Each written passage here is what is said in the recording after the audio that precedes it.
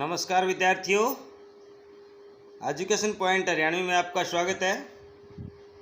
विद्यार्थियों, आज हम करने जा रहे हैं कक्षा 11वीं का हिंदी का जो लेसन है गलता लोहा, उसका अनुवाद। तो आप बने रहिए मेरे साथ एजुकेशन पॉइंट हरियाणवी पर। हाँ, यदि आप मेरे चैनल पर नए हैं तो चैनल को लाइक, शेयर, सब्सक्राइब अवश्य कर लीजिएगा और साथ में लगा घंटे वाला बटन भी आप दबाइएगा ताकि आने वाला हर वीडियो सबसे पहले आप तक पहुंच सके, ताकि आप अच्छे से अपना अध्ययन कार्य सुचारू रूप से जारी रख सकें। तो आइए पहले पढ़ते हैं शेखर जोशी, जो उनके रचयिता हैं, उसका जीवन परिचय।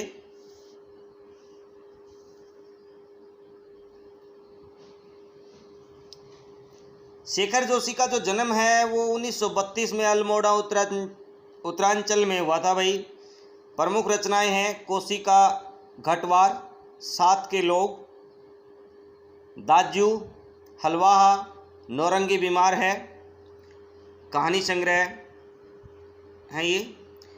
एक पेड़ की याद शब्द चित्र है और इनको सम्मान मिला है भाई पहल सम्मान। कौन सा?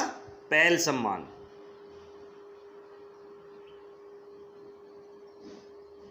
पिछली सदी का 6वां दशक हिंदी कहानी के लिए युगांतकारी समय था। एक साथ कई युवा कहानीकारों ने अब तक चली आती कहानियों के रंग ढंग से अलग तरह की कहानियां लिखनी शुरू की।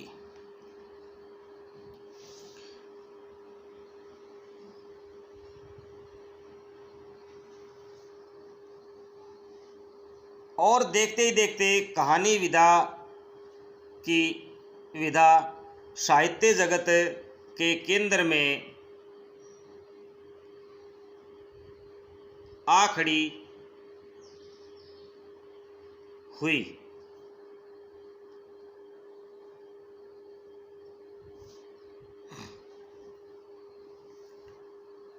उस पूरे उठान को नाम दिया गया नई कहानी आंदोलन। किसका नाम दिया गया भाई? नई कहानी आंदोलन। इस आंदोलन के बीच उभरी हुई प्रतिभाओं में शेखर जोशी का स्थान अन्यतम है, अनोखा है, अनुपम है। उनकी कहानियाँ नई कहानी आंदोलन के प्रगतिशील पक्ष का प्रतिनिधित्व करती हैं। समाज का मेहनतकश और सुविधाहीन तबका उनकी कहानियों में जगह पाता है। निहायत सहज एवं आडंबरहीन भाषा शैली में वे सामाजिक यथार्थ के बारीक नुक्तों को पकड़ते और प्रस्तुत करते। उनके रचना संसार से गुजरते हुए समकालीन जनजीवन की बहुविध विडंबनाओं को महसूस किया जा सकता है। ऐसा करने में उनकी प्रगति, जीवन दृष्टि और यथार्थ बोध का बड़ा ही योगदान रहा है। तो आइए गलता लोहा लेसन पढ़ेंगे हम। ये एक ऐसे लड़के की कहानी है जो बहुत अधिक पढ़ना चाहता है और उसके घर वाले उसे पढ़ने के लिए एक अपने पहचान वाले के साथ शहर में भेज देते हैं। लेकिन शहर में बजाय उसको पढ़ाने की वे उससे सारे घर के काम करवाते हैं और एक लोहार के यहाँ काम सीखने के लिए उसे भेज दिया जाता है। और वह कई दिनों तक घर भी वापस नहीं आ पाता है। वह पहचान वाला व्यक्ति उसके घर वालों को बताता है कि वह मोहन जो है बहुत अच्छा पढ़ रहा है लेकिन जब वह गांव वापस आता है और एक लोहार के पास बैठा हुआ देख रहा है, तो जब लोहार उसे किसी वस्तु को आकार दे रहा है तो उसे रहा नहीं गया, तो वह उसके बारे में बातचीत करता है। तो उसका जो है ना, इस बात का भी भंडाफोड़ हो जाता है कि वहाँ मोहन को पढ़ाया नहीं गया। तो देखिए किस प्रकार उसकी मोहन की जो जीवन है वो बदल गया है। मोहन के पैर अनायास ही शिल्पकार टोले की ओर मुड़ गए। उनके मन में के किसी कोने में शायद धन्नाराम लोहार के आफर की वह अनुगुण शेष थी। आफर भाई अवसर, जिसे वह पिछले 3-4 दिनों से दुकान की ओर जाते हुए दूर से सुन रहा था। निहाई पर रखे लाल गरम लोहे की पर पड़ती हथौड़े की धप धप आवाज़, ठंडे लोहे पर लगती चोट से उठता ठनकता स्वर और निशाना साधने से पहले खाली निहाई पर पड़ती हथौड़ी की खनक, जिन्हें वह दूर से पहचान सकता था। यानी निहाई होता है भाई लोहार का एक जो लोहा पीटने के लिए लोहे का पथा हुआ बड़ा सा एक जो पत्थरनुमा होता है, उस जिस पे है ना लोहार रख के लोहार कुटाई करते हैं, पिटाई करते हैं, लोहे को बढ़ाते हैं, आकार प्रदान करते हैं, उसे निहाई कहते हैं भाई। एक इस तरह की भी होती है निहाई, जो है ना थोड़ा सा ऊपर से मुड़ी हुई, उसको कहीं भी गाड़ा जा सकता है, निहाई होती है वो भी। मोहन इन सब चीज़ों को देख रहा था, किस तरह से लोहा गर्म हो रहा है और किस तरह से हथौड़े की चोट उस पर पड़ रही है, और वह एक एक चोट को अच्छी तरह से भली प्रकार से पहचानता भी है।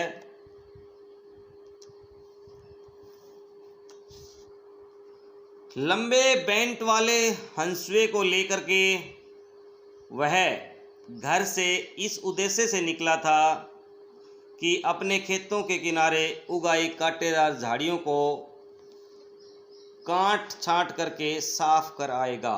हंसुआ होता है भाई द्राती जैसा एक बड़ा जो है ना जो औजार, जिसे झाड़ियाँ वगैरह साफ की जाती हैं।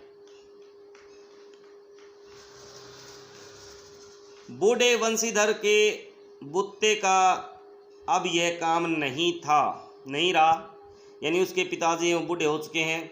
यही क्या, जन्म भर जिस वंशीधर जिस पुरोहिताई के बुत्ते पर उन्होंने घर संसार चलाया था, वह भी अब वैसे कहाँ कर पाते। पुरोहिताई भाई समझते हो कि ब्राह्मण था, यजमानों के जहाँ जाता और वहीं से उसका गुजर बसर होता था।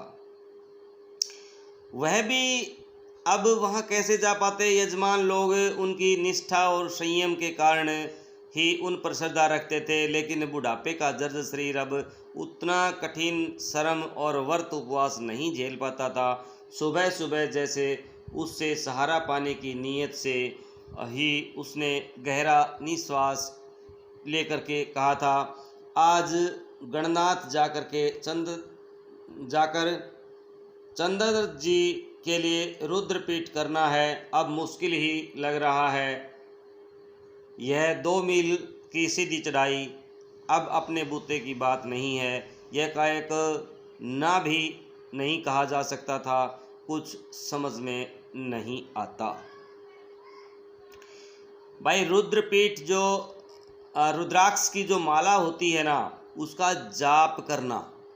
अब लेखक कहता है कि अनायास बाबा को जो है ना इनकार भी नहीं किया जा सकता था। उनका कहने का भाव ये था कि मैं आज जाप करने नहीं जा सकता, तो ये जाप तुम्हें करना पड़ेगा। उनके अनुसार मोहन शहर से बहुत कुछ पढ़ करके आया है। मोहन उनका आशय नहीं समझता तो ऐसी बात नहीं, लेकिन पिता की तरह ऐसे अनुष्ठान कर पाने का न उसे अभ्यास ही है और न ही वैसी गति है। पिता की बातें सुनकर भी उसने उनका भार हल्का करने का कोई सुझाव नहीं दिया। जैसे हवा में बात कही गई थी वैसे ही अनउत्तरित रह गई, यानी कोई जवाब मोहन ने नहीं दिया। पिता का भार हल्का करने के लिए वह खेतों की ओर चला था, लेकिन हंसुए की धार पर हाथ फेरते हुए उसे लगा वह पूरी तरह से कुंद हो चुकी है। कुंद भाई काटती नहीं है, हरियाणी भाषा में खुंडा बोलते हैं भाई, बिल्कुल। धनराम अपने बाएं हाथ से धोकनी फूंकता, वह दाएं हाथ से भट्ठी में गर्म होते लोहे को उलट पुलट कर रहा था और मोहन भट्ठी से दूर हट करके एक खाली कनस्तर के ऊपर बैठा था। कनस्तर होता पीपा। उनकी कारीगरी का वो पारखी निगाहों से देख रहा था। मास्टर त्रिलोक सिंह तो अब गुजर गए होंगे, मोहन ने पूछा। वे दोनों अब अपने बचपन की दुनिया में लौट आए थे। धनाराम की आंखों में एक चमक सी आ गई थी। वह बोला, माँ साहब भी क्या आदमी थे लल्ला, अभी पिछले साल गुजरे हैं। सच कहूँ आखिरी दम तक उनकी छड़ी का डर लगता था। देखिए, अध्यापकों का बड़ा सम्मान है, वो इसमें लेखक ने दर्शाने का प्रयत्न किया है। दोनों हो करके हंस दिए। कुछ क्षणों के लिए वे दोनों ही जैसे किसी बीती हुई दुनिया में लौट गए। गोपाल सिंह की दुकान से हुक्के का आखिरी कस खींच करके त्रिलोक सिंह स्कूल की चारदीवारी में उतरते हैं। थोड़ी देर पहले एक धमा चौकड़ी मचाते, उठा पटक करते और बांस होना चाहिए, पेड़ों की टहनियाँ पर झूलते बच्चों को जैसे सांप सूंघ गया हो। कड़े स्वर में वह पूछते, प्रार्थना कर ली तुम लोगों ने? यह जानते हुए कि यदि प्रार्थना हो गई होती तो गोपाल सिंह की दुकान तक उसका संवेद स्वर पहुंचता ही। त्रिलोक सिंह घूर घूर करके एक एक लड़के को देखते, फिर वहीं कड़कदार आवाज, मोहन नहीं आया आज। मोहन उनका चहेता शीशे था। पुरोहित खानदान का कुशागर बुद्धि का बालक, पढ़ने में ही नहीं गायन में भी बेजोड़। त्रिलोक सिंह मास्टर ने उसे पूरे स्कूल का मॉनिटर बना रखा था। वही सुबह सुबह हे प्रभु अन्नदाता ज्ञान हमको दीजिए का पहला स्वर उठा करके प्रार्थना शुरू करता था।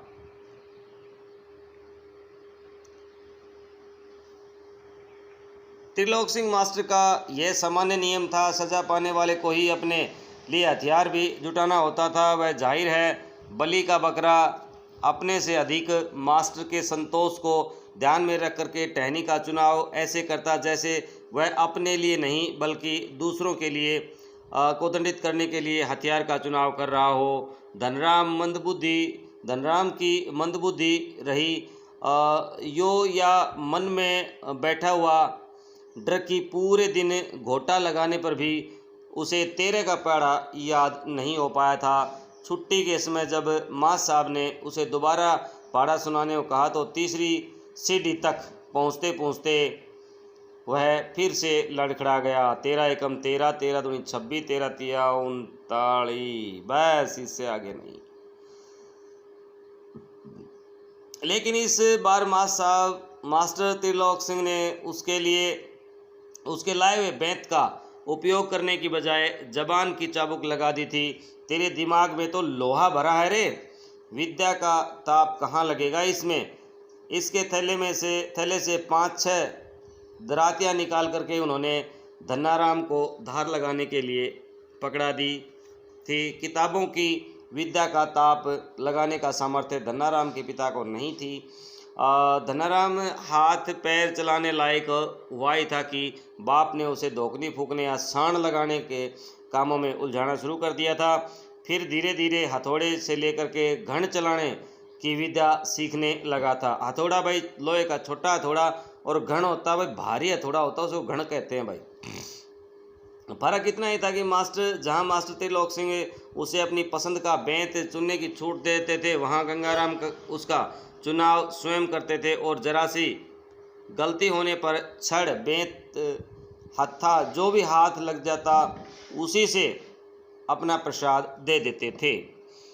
एक दिन गंगाराम अचानक चल बसे तो धनराम ने सहज भाव से उनकी जो विरासत संभाल ली थी और पास पड़ोस के गांव वालों की याद नहीं रहा। वे कब गंगाराम के ऑफर को धनराम का ऑफर कहने लगे। प्राइमरी स्कूल की सीमा लांघते ही मोहन ने छात्रवृत्ति प्राप्त कर त्रिलोक सिंह मास्टर की भविष्यवाणी को किसी हद तक सिद्ध भी कर दिया। तो साधारण हैसियत वाले यजमानों की प्रोताई करने वाले वंशीधर तिवारी का हौसला बढ़ गया और वे भी अपने पुत्र को पढ़ा लिखा करके बड़ा आदमी बनाने का सपना देखने लगे। पीढ़ियों से चले आते पैतृक धंधे ने उन्हें निराश कर दिया था। दान दक्षिणा के बूते पर वे किसी तरह परिवार का आधा पेट भर पाते। मोहन पढ़ लिख करके वंश का दारिद्र्य मिटा सकेगा, दारिद्र्य गरीबी को मिटा देगा, ये उनकी हार्दिक इच्छा थी। लेकिन इच्छा होने पर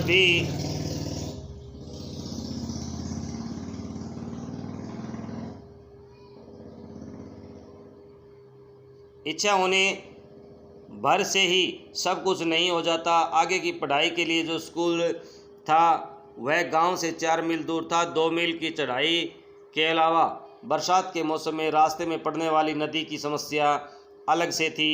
तो भी वंशीधर ने हिम्मत नहीं हारी और लड़के का नाम स्कूल में लिखा दिया। बालक मोहन लंबा रास्ता तय कर स्कूल जाता और छुट्टी के बाद थका मंदा घर लौटता तो पिता पुराणों की कथाओं से विद्या व्यसनी बालकों का उदाहरण दे करके उससे उत्साह को बढ़ाने की कोशिश करते रहते।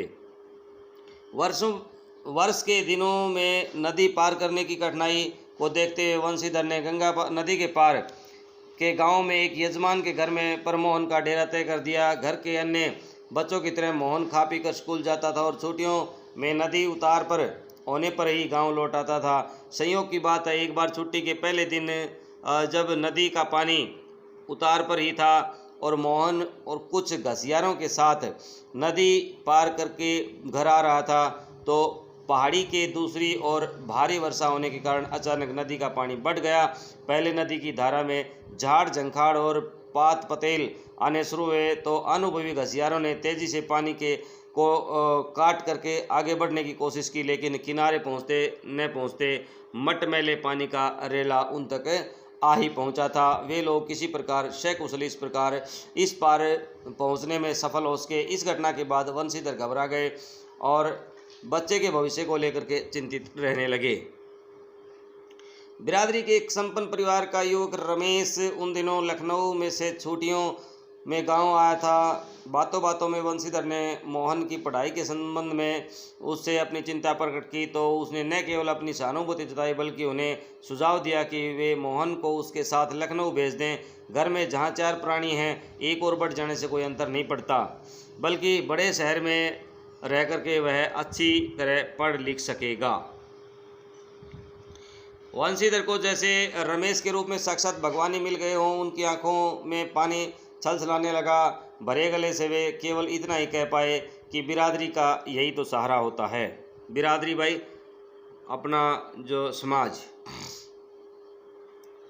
छुट्टियां शेष होने पर रमेश वापस लौटा तो माँ बाप और अपनी गांव की दुनिया से भी छुड़कर सहमा सा मोहन भी उसके साथ लखनऊ आ पहुंचा। अब मोहन की ज़िंदगी में एक नया अध्याय जो है ना शुरू हुआ।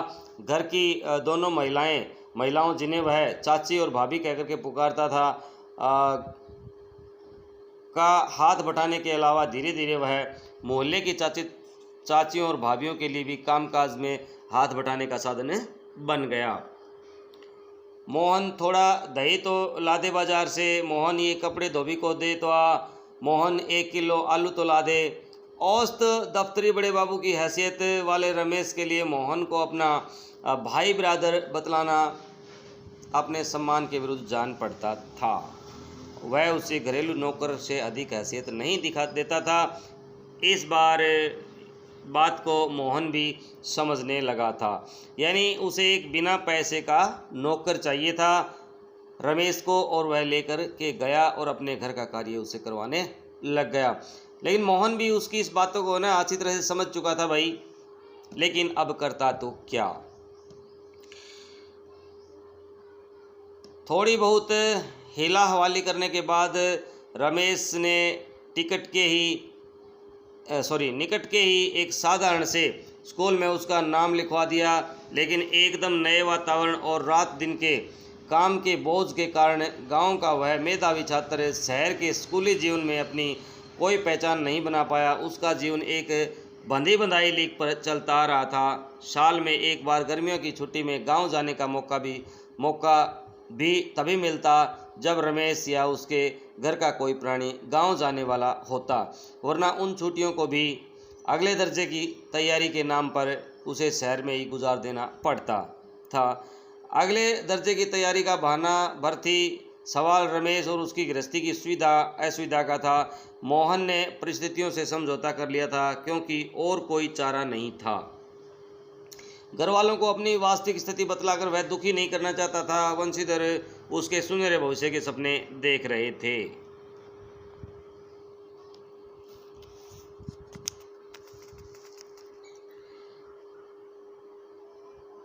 8वीं कक्षा की पढ़ाई समाप्त करके छुट्टियों में मोहन गांव आया। जब वह लौट करके लखनऊ पहुंचा तो उसने अनुभव किया कि रमेश के परिवार के सभी लोग जैसे उसकी आगे की पढ़ाई के पक्ष में नहीं हैं। बात घूम फिर करके जिस ओर से उठती वह इसी मुद्दे पर ख़त्म हो जाती थी। हजारों लाखों BA MA मारे बेकार फिर रहे हैं। ऐसी पढ़ाई से अच्छा तो आदमी कोई हाथ का काम सीख ले। रमेश ने अपने किसी परिचित के प्रभाव में से उसे एक तकनीकी स्कूल में भर्ती करा दिया। मोहन की दिनचर्या में कोई विशेष अंतर नहीं आया। वह पहले की तरह स्कूल व घरेलू कामकाज में व्यस्त रहता था। धीरे धीरे 2 वर्ष का यह समय भी बीत गया। मोहन अपने पैरों पर खड़ा होने के लिए कारखानों और फैक्ट्रियों में चक्कर लगाने लगा। वंशीधर से जब भी कोई मोहन के विषय में पूछता तो उत्साह के साथ उसकी पढ़ाई की बाबत बताने लगते कि मन ही मन उनको विश्वास था कि वह एक दिन बहुत बड़ा अफसर बन के लौटेगा। लेकिन जब उन्हें वास्तविकता का ज्ञान हुआ तो न सिर्फ गहरा दुख हुआ बल्कि वे लोगों को अपने शौपन भंग की जानकारी देने का साहस नहीं जुटा पाए। धन्नाराम ने भी एक दिन उनसे मोहन के बारे में पूछा था। घास का एक तिनका तोड़ करके दांत खोदते हुए उन्होंने बताया था कि उनकी सेक्रेटरीट में नियुक्ति हुई है और शीघ्र ही विभागीय परीक्षाएं देकर के वह बड़े पद पर पहुंच जाएगा। धन्नाराम को त्रिलोक सिंह मास्टर की भविष्यवाणी पर पूरा यकीन था। ऐसा होना ही था। उसने सोचा दांतों के बीच में तिनका दबा करके असत्य भाषण का दोष न लगने का संतोष लेकर के वंशीधर आगे बढ़ गए। धन्नाराम के शब्द मोहन लल्ला बचपन से ही बड़े बुद्धिमान थे। उन्हें बहुत देर तक कचोटते रहे। यानी उनके अनुसार रमेश ने उन्हें बता रखा था कि वह सेक्रेटरीट में सचिवालय में है ना जॉब मिल गई है और अब आगे वो बड़ा अफसर बन जाएगा। तो ये बात वो लोगों के सामने बताते थे। लेकिन असल में जो है उसे पता नहीं था कि तुम्हारा बेटा मोहन है वो किसी जॉब पर नहीं है। लेकिन जब उसे पता चलता है तो उसे बड़ा गहरा सदमा होता है और वह लोगों के सामने अपना मुंह खोल नहीं सकता कि उसका बेटा अफसर नहीं बन पाया। त्रिलोक सिंह मास्टर की बातों के साथ साथ बचपन से लेकर के अब तक के जीवन के कई प्रसंगों